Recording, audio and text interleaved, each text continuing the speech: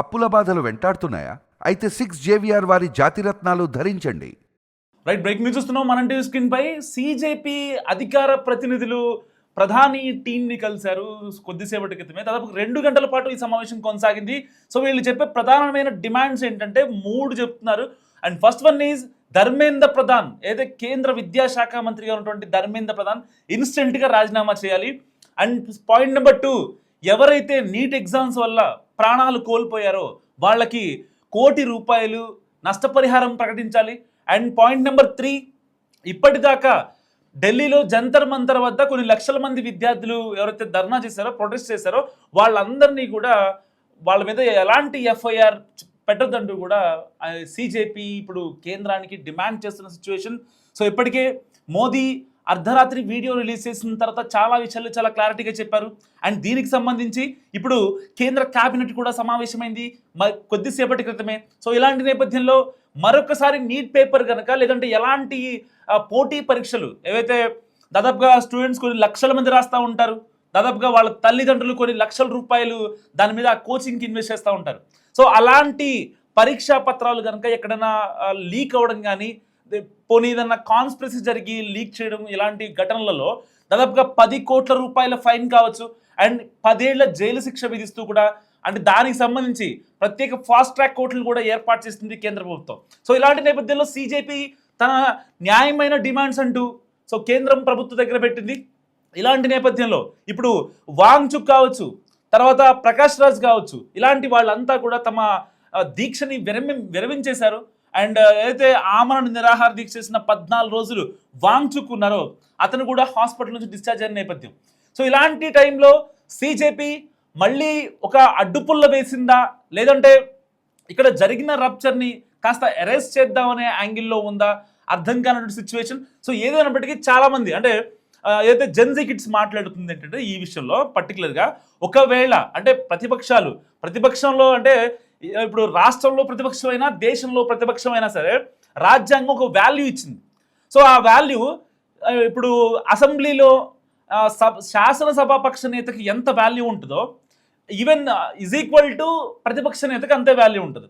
So ఇప్పుడు neat paper ఎగ్జామ్స్కి జరిగిన సంఘటనలో, ఈ యొక్క ఘర్షణలో, ఈ యొక్క కాన్సిక్వెన్సెస్లో, ఈ యొక్క రప్చర్లో చాలామంది సోషల్ యాక్టివిస్టులు కావచ్చు, చాలామంది స్టూడెంట్స్ కావచ్చు, అండ్ రాజకీయాలకు అతీతంగా చాలామంది బయటకు వచ్చారు. కానీ ఏదైతే రోడ్డు మీదకి వచ్చిన ప్రతి 100 మందిలో ఆల్మోస్ట్ 50% స్టూడెంట్ ఉంటే, సగం ఎవరైతే ఈ గొడవలు పెచ్చిరిల్లేలా, గొడవలు ఇంకా కావాలని చేసేలాగా ఈ ఖలిస్తానీ వేర్పాటు వ్యాధుల టీం కావచ్చు, సో వీళ్ళకి తెలియకుండానే, ఏదైతే ప్రొటెస్ట్ చేస్తున్న విద్యార్థులకు తెలియకుండానే ఇలాంటి టీమ్స్ అన్నీ యాక్టివ్ అయిపోయాయి. సో చాలామంది మనకు చెప్తున్నారు అక్కడికి వచ్చిన వాళ్ళల్లో సత్యమేవ జయతే, భారత్ మాతాకి జై అని చెప్పి మాట్లాడతారు. సో అక్కడున్న పోలీస్ వాళ్ళని వెనకాల ప్రొటెస్ట్ జరుగుతూ ఉంటుంది, వీళ్ళు వచ్చి అక్కడ రీల్ చేసుకొని జస్ట్ ఒక 5 సెకండ్స్ 7 సెకండ్స్ తీసుకొని వాళ్ళు ఇన్స్టాగ్రామ్లో స్టోరీలు పెట్టుకోవడం, అండ్ దాని తర్వాత మేము కూడా ప్రొటెస్ట్లో పాల్గొన్నామని చెప్పుకోవడం. సో ఇలాంటి వాళ్ళు మనం చూస్తూనే ఉన్నాం. ఈవెన్ అంటే ఎంత దారుణమైన ఘటనలు అంటే మోదీ ఏదైతే ఆయన పిక్ లాగా ఒక ముగ్గేసి ఆ ముగ్గుని కూడా చాలా అంటే ఎంత గలీజ్గా అపహాస్యం చేశారంటే, అంటే మనం చూస్తూ ఉంటాం బేసిక్గా ఇప్పుడు వరల్డ్ క్రికెట్ మ్యాచ్లు జరుగుతూ ఉంటాయి, సో వరల్డ్ వైడ్గా. అలాంటప్పుడు ఇండియా ఓడిపోతే కనీసం అన్నం తినని ఒక 2-3 రోజులుగా మనుషులు మనం చాలామంది చూస్తున్నాం. ఎందుకంటే నాట్ ఓన్లీ క్రికెట్ లవర్స్ కాకుండానే చాలామందిని మనం చూస్తూ ఉంటాం. సో ఇలాంటి నేపథ్యంలో అసలు అంటే మన దేశ ప్రధానినే అంత అపహాస్యం చేయాల్సిన అవసరం నిజంగా ఎందుకు వచ్చింది అనేది చాలామంది మాట్లాడుతున్న ప్రశ్న. సో నిజంగా కాక్రోచ్ జనతా పార్టీ దీని మీద స్టాండ్ అయి ఉంది. నేను కాక్రోచ్ జనతా పార్టీని ఎక్కడా కూడా విభేదించను. ఒకవేళ నిజంగా కనుక అయితే సీజేపీ పెట్టినటువంటి 3 కండిషన్స్ ఏవైతే ఉన్నాయో వాటిని యాక్సెప్ట్ చేస్తే, నిజంగా కేంద్రం యాక్సెప్ట్ చేస్తే నెక్స్ట్ లెవెల్లో ఉంటుంది. యాక్సెప్ట్ చేయాలని నేను కూడా భావిస్తున్నా. కానీ సీజేపీ తరపున ఎవరైతే వస్తున్నారో లెఫ్ట్ భావాజాలాలతో, లేకపోతే రాముడు గురించి సీత గురించి అపహాస్యం చేయడం, లేకపోతే హిందువులు ముస్లింలు క్రిస్టియన్లు అని మతాలు రెచ్చగొట్టడం, లేకపోతే ఇంకో రకంగా సెన్సిటివ్ పార్ట్స్ని రెచ్చగొట్టే వాళ్ళు నిజంగా ఈ యొక్క సీజేపీ తరపున అటాచ్ అవుతున్నారు. అభిజిత్ దిప్కే ఏదైతే సీజేపీ ఫౌండర్ ఉన్నాడో ప్రతి ఒక్క విషయం గురించి ఆలోచించుకోవాలి.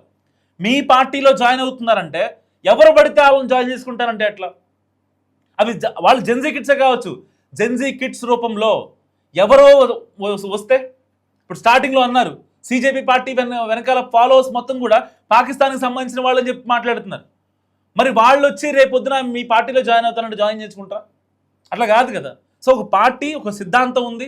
సరే, అంటే అది కొంచెం కామెడీగా ఉన్న సిజేపీ సిద్ధాంతం, ఎవరైతే ఆన్లైన్లో ఎక్కువ ఉండేవాళ్ళు, ఎవరైతే దేశదిమ్మలుగా తిరిగేవాళ్ళు మా పార్టీలో చేరనని చెప్పి కొంచెం కొంతమంది నవ్వొచ్చేలా ఉండొచ్చు. సరే, ఆయన సిద్ధాంతం అయింది. అంటే భారతదేశంలో రాజ్యాంగం ప్రకారం ఒక రాజకీయ పార్టీ పెట్టుకునే హక్కు ఎవరికైనా ఉంది. అండ్ వాళ్ళ సిద్ధాంతాలు వాళ్ళు ప్రకటించుకునే హక్కు వాళ్ళకు కూడా ఉంది. సో దాన్ని ఎక్కడా కూడా మనం బ్లేమ్ చేయాల్సిన అవసరం లేదు. కానీ ఈ విషయంలో స్టాండ్ అయింది సిజేపీ. సో నీట్ విషయంలో చాలా గట్టిగా స్టాండ్ తీసుకుంది. అండ్ దాని తర్వాత చాలా ఎస్కలేషన్స్ మనం చూసాం. సో చాలామంది వచ్చి సపోర్ట్ చేశారు. ఈవెన్ ప్రకాష్ రాజ్ కావచ్చు, వాంగ్చుక్ కావచ్చు, ఇంకా చాలామంది సోషల్ యాక్టివిస్టులు. కానీ వాళ్ళల్లో నిజంగా నీట్ కోసం, అంటే నీట్ పేపర్ లీక్ గురించి, దాని గురించి వచ్చిన వాళ్ళు ఎంతమంది ఉన్నారు? మనం సోషల్ మీడియాలో మీమ్స్ కూడా మనం చూసాం. ఎంతమంది దారుణంగా మాట్లాడటం జరిగింది. అంటే కనీసం నీట్ అబ్రివేషన్ కూడా తెలియని వాళ్ళని మనం చాలామంది చూసాం.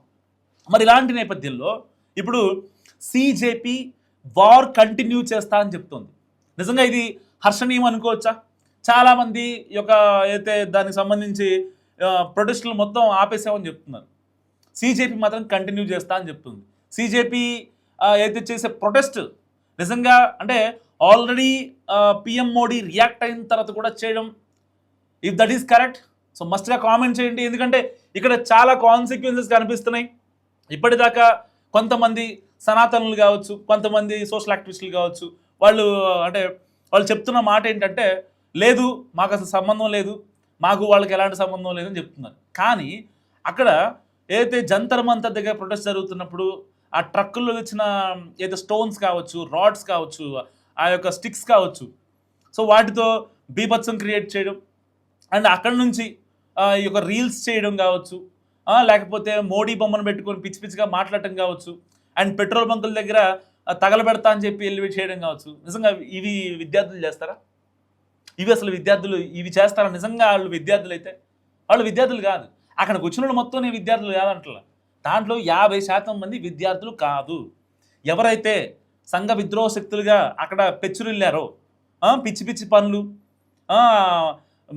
ఏంటిది మోడీ వాళ్ళ అమ్మని బూతులు తిట్టడం, ధర్మేంద్ర ప్రధాన్ వాళ్ళ అమ్మని బూతులు తిట్టడం, భారత మాతని అవమానించడం, సో ఇలాంటివన్నీ కూడా చాలా జాగ్రత్తగా కూలంకుషంగా ప్రభుత్వం దీనికి ఒక అంటే ఫుల్ స్టాప్ పెట్టే అవకాశం కనిపిస్తుంది. ఎందుకంటే మోడీ గారు ఒక మాట చెప్పారు, ఏమని, ఇది సామాన్యమైన విషయం కాదు, ఎందుకంటే దీని వెనక ఎవరున్నా సరే వదిలిపెట్టమని చాలా క్రిస్టల్ క్లియర్గా చెప్పారు. సో నాకు దాని వెనకాల ఇటు నీట్ పేపర్ లీకేజ్ కావచ్చు, ఈ యొక్క ప్రొటెస్టుల వెనుక ఉన్నటువంటి కాన్స్పిరసీ కావచ్చు, ఈ మొత్తం కూడా చాలా జాగ్రత్తగా వీటన్నిటిని హ్యాండిల్ చేస్తామని మోడీ గారు చెప్పిన నేపథ్యం.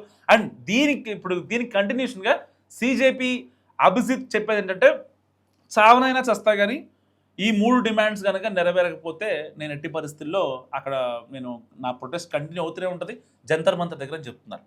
సో మరి ఇలాంటి నేపథ్యంలో ప్రభుత్వం ఆల్రెడీ దిగొచ్చింది కాబట్టి, సరే మోడీ గారు అర్ధరాత్రి ఒక వీడియో మెసేజ్ ఇచ్చారని చెప్పి చాలామంది భయపడ్డారు అని చెప్పి మాట్లాడుతున్నారు. సో అదంటే ఈ లెఫ్ట్ భావజాలం ఉన్న వ్యక్తులు ఎలా ఉంటారంటే, ఎంతైనా సరే మన దేశాన్ని మనం అవమానించుకోవాలి, మన ప్రధాన్ని మనం తిట్టుకోవాలి, అసభ్యకరంగా అపహాస్యం చేస్తూ మాట్లాడాలి, ఇంతవరకే ఉంటుంది. పోనీ వీళ్ళల్లో ఒక్కళ్ళైనా అసలు నీట్ పేపర్ ఇష్యూ ఏంటి, జరుగుతుంది ఏంటి, విద్యార్థులకి విద్యా వ్యవస్థకి మధ్య ఉండే అయితే ఆ కంజంక్షన్లో, సో వీళ్ళు కనీసం పలానా చోట మనం మార్పులు చేస్తే ఇకపై ఫర్దర్గా అయితే గతంలో కూడా చాలాసార్లు పేపర్ లీకేజ్ అయినాయి, అది పెద్ద కొత్త ఏం కాదు.